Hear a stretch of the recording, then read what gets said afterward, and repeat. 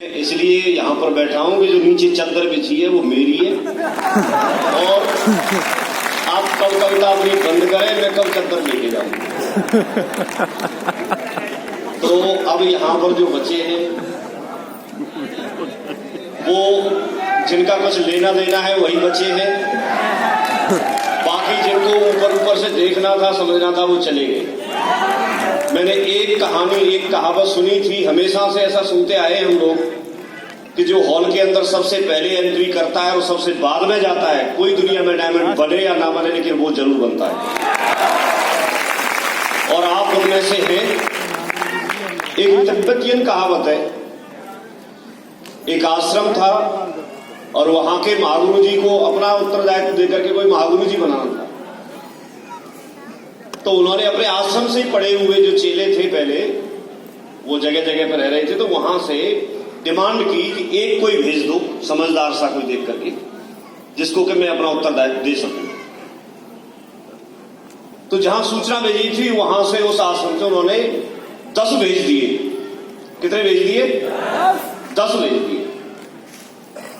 अब वहां पर जो थे उनको बड़ा ऐसा लगा यार मैं कैसे छांटता रहूंगा और 10 में से एक छांटना पड़ेगा, 9 को मना करना पड़ेगा, उन 9 को अच्छा नहीं लगेगा, कैसे छांटूंगा। तो उधर से बताया कि बोला कोई बात नहीं, चिंता ना करें, अब तो यहां से 10 भेज दिए और निकल चुके हैं। तो वो 10 जो भिक्षु थे, 10 जो महागुरु जी थे, आज की भाषा में बोले तो वो चले आ रहे थे, वो जो साधु थे। तो चलते चलते चलते चलते, पहले आपने देखा होगा पैदल ही ज्यादा चलते थे, साधन बहुत ज्यादा था नहीं। तो दिन छुप गया और एक गांव में जाकर के डिसाइड किया कि हम तो फिर यहीं रुकते रात को। वहां पर एक साहूकार थे, उनके वहां पर वो रुक गए।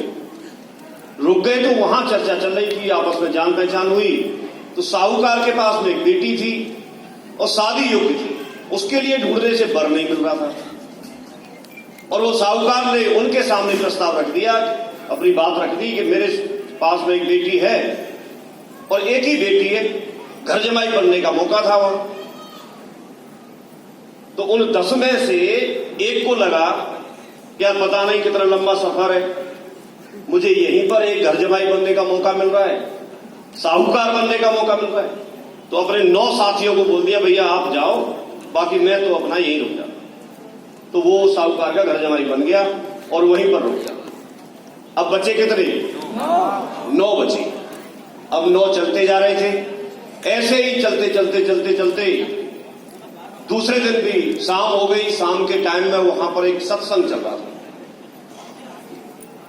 और सत्संग में आपको पता है अच्छी अच्छी बातें होती है, लेकिन एक वहां पर ऐसा नास्तिक बैठा, वहां चर्चा चल रही थी कि हर जगह सर्वत्र भगवान है, ईश्वर का वास हर जगह है, और वो बोले कि नहीं तुम सब झूठ बोलते हो, कोई भगवान नहीं है, कोई ईश्वर नहीं है, कोई कुछ नहीं है।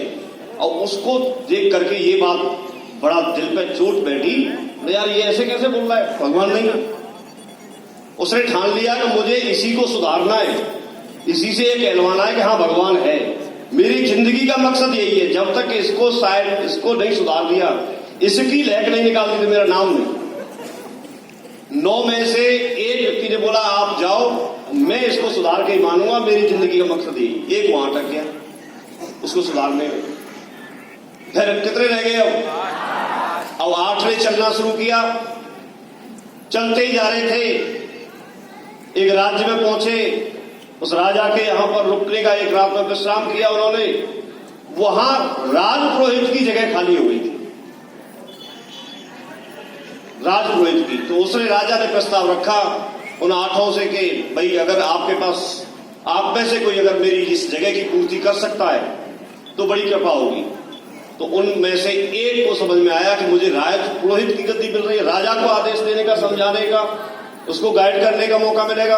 एक राजपुरोहित बन गया। ऐसे चलते चलते चलते चलते लास्ट में वहां पर जो महागुरु जी ने बुलाया था वहां एक ही पहुंचा। कितना पहुंचा? एक पहुंचा। तो ये तिब्बतियन कहावत है कि चलते 10 हैं लेकिन पहुंचता एक है। आज आपके बीच में सफर मिलन यादव जी ने शुरू किया। उनके साथ बहुत सारे लोग चले, लेकिन वो छठ के अकेले पहुंचे। ऐसे ये कारवां के साथ सफर शुरू किया